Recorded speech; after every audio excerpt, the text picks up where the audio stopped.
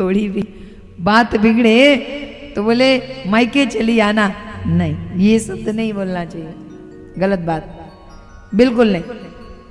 आज बोले कन्या जब जाने लगी, ऋषि बड़े दुखी हुए, रोने लगे, बेटा जाओ, सब कुछ अब पति को ही मानना, मैं तो तुम्हारे जन्म के समय से तुम्हारा केवल पिता हुआ हूं, लेकिन अब पूरा जीवन तुम्हारा इनके साथ निकलेगा, इनका स्थान मेरे सामने तुम्हारे लिए बहुत बड़ा है।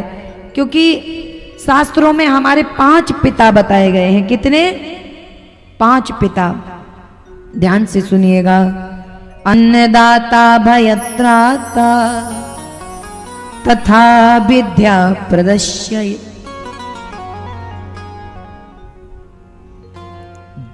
तथा वित्त प्रदयश्च व पंचैते पितृस्मरः। अर्थात स्मृति ने हमारे 5 पिता बताए हैं। सबसे पहला हमें भोजन देने वाला, यानी जिसने हमारा पालन पोषण किया है। अन्नदाता भयत्राता, जिसने हमारे प्राणों की रक्षा की है। किसकी रक्षा की है? प्राणों की रक्षा की है।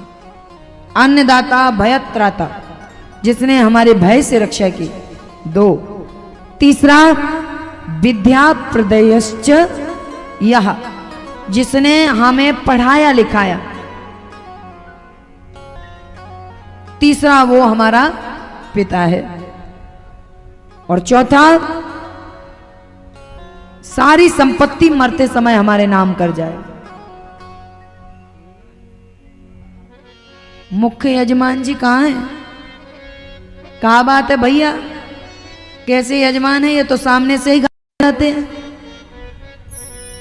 मेरे सामने आओ, तुम्हारे ही बल पे तो बोल रही हूं। मुख्य श्रोता ही गायब हो जाएगा तो भैया वक्ता का क्या होगा?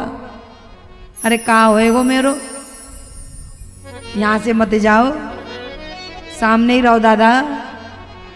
कई को जा रहे हैं, अकेली पत्नी को छोड़ गए। अच्छा एक बात बताएं, सुनो, एक बहुत अच्छी बात बताते हैं।